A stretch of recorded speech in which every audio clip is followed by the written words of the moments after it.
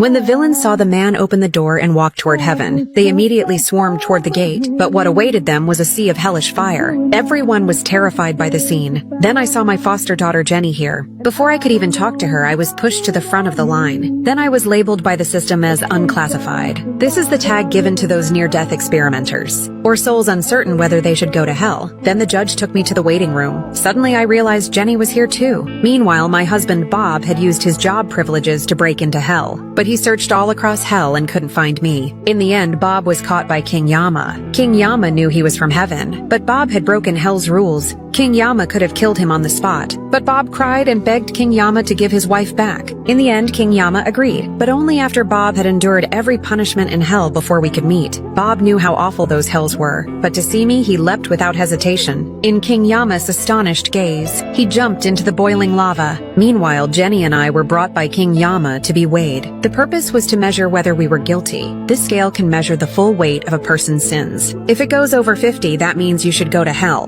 When they weighed me, it wasn't any more or less exactly 50. At that moment, Jenny broke down and cried, because that meant I definitely didn't deserve heaven, but instead belonged in hell. But right then, I shed a tear of regret, and that made the weight of my sins lighten a tiny bit, although King Yama looked terrifying. The mechanism of measuring sin in hell is more authoritative than in heaven. The judges peered with magnifying glasses, and the results showed the weight was 49.99. In the end, I escaped disaster. Next came Jenny's weighing. The moment Jenny's feet stepped onto the scale, a heavy thundering sound nearly knocked King Yama to the ground. But the needle on the scale didn't budge. The judges couldn't figure out why. Sensing this was bad, I quickly knelt and begged for mercy. 한 번만이나 줍니까?